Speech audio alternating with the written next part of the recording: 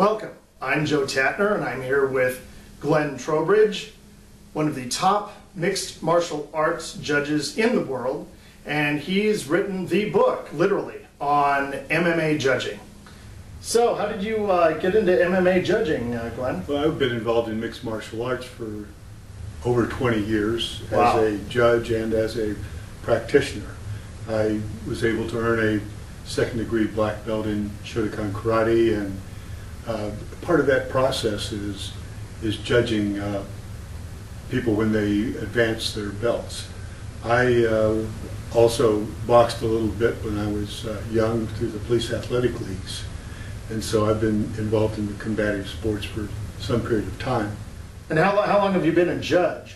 Actually, I think I judged my first professional fights in 1984.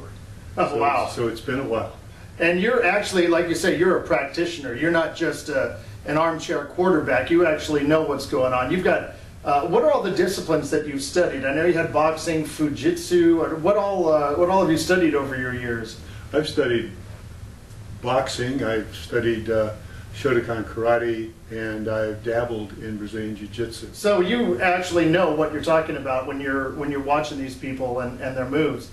But it's my understanding that when you became a judge, there really wasn't a lot of guidelines at all for how you were supposed to judge an MMA match. Well, I became involved in judging even back when it was little more than just old tough man contests. It had very few rules.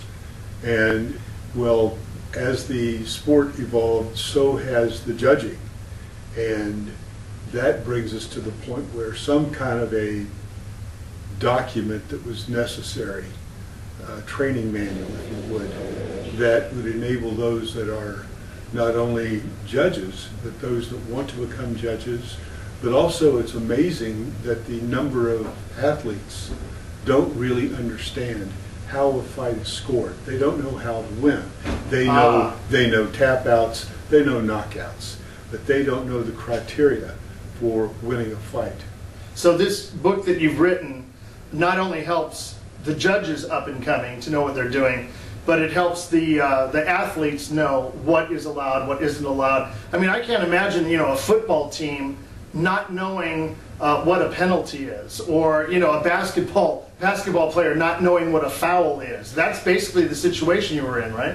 Practically that bad. And it's also goes to the point where the fans don't truly understand what they're looking at. It's to the point now where the criticism of judges is almost a sport unto itself. And they're criticizing because they don't agree with something that they have seen or think they have seen. But they may not understand what they're seeing either. Exactly. They do not understand what the criteria is that the judges are looking at. Well, let's get into that for a little bit. I know that in your book, you talk about different kind of criteria, like who is the aggressor, who has control. These are things that people might not really understand when they're watching a fight, and maybe they see somebody pounding the hell out of another guy, but maybe that's not the most important thing to be looking for, like control in the ring or something. So what are some of those things that as a judge you look for and the fans should be aware of? The Association of Boxing Commissions has established the criteria for judging mixed martial arts. And you actually are commissioned by the commissions to write this book, right, to help standardize, correct? Yes, I've been approved by the Association of Boxing Commissions as a certified trainer. The criteria that has been established and is used to judge professional fights is effective striking, effective grappling, effective aggression, and finally it would be cage and ring control. The value is really dependent upon the amount of time and the effect of the actions, whether they be as a result of grappling or whether they're a result of striking. When you look at striking, you look at the severity of the blows as well as the number of blows. The heavier blows, of course, count more than the number. Light punches don't mean as much as heavier strikes, because the strikes can be delivered not only by the hands, but also by the elbows, the knees, and the feet. all of those are striking weapons. Because it's mixed martial arts. Mixed martial arts. When we speak about aggression, it has to be effective aggression. The act of chasing after someone, swinging wildly, means nothing more than you're chasing after someone, not really a scoring factor. It's got to be effective. What did that aggression result in? Did you land punches? Were you able to finish a takedown? Were you able to deliver a kick? Were you able to control your opponent in some fashion? I could drop a name, but I won't, but there was one rather controversial fight that I judged in which a very popular fighter chased for 5 rounds the opponent. But that was all the person did. The person that was on that won the fight, it was an unpopular decision, but they won the fight because they would land 3 or 4 punches and then avoid the individual that was chasing him. The scoring is a lot different than one would normally think. It's sort of on a sliding scale, and you really need to get the book to check it out, because it's a lot more complicated than you can explain in just a minute. But you go into a whole section on how to score, and I think that's going to open up a lot of eyes to why certain bouts are awarded to different people. And I think the fans are going to really find this enlightening too, because like you say, there is nothing else like this out there. There was no standardization, and as the sport grew, it really needed something to provide that level of standardization and structure, and you certainly have done it in this book. And your book is very important for another reason, because as you make a good point in the book, the judge really has a direct impact on each individual athlete's career.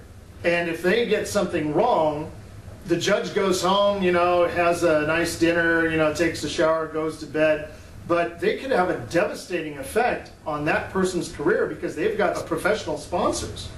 Well, it's not only the professional sponsors. You have a fighter that gets an undeserved loss. That has a devastating impact, not only on their career and their marketability, it also hurts them psychologically.